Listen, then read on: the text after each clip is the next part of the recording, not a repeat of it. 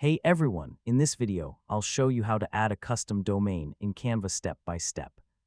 So if you want your Canva website to look more professional with your own domain name instead of a Canva link, yeah, this guide will help you set everything up properly.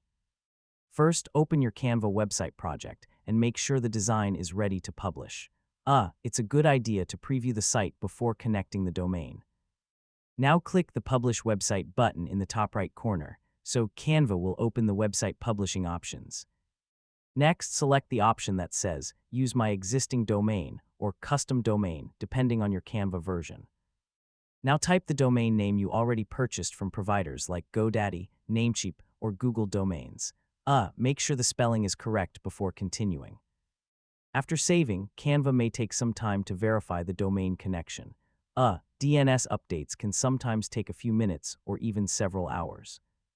Once the domain is verified, return to Canva and publish the website again. Yeah, your site should now open using the custom domain name. Before sharing the site publicly, test the website on both desktop and mobile devices to make sure everything loads correctly.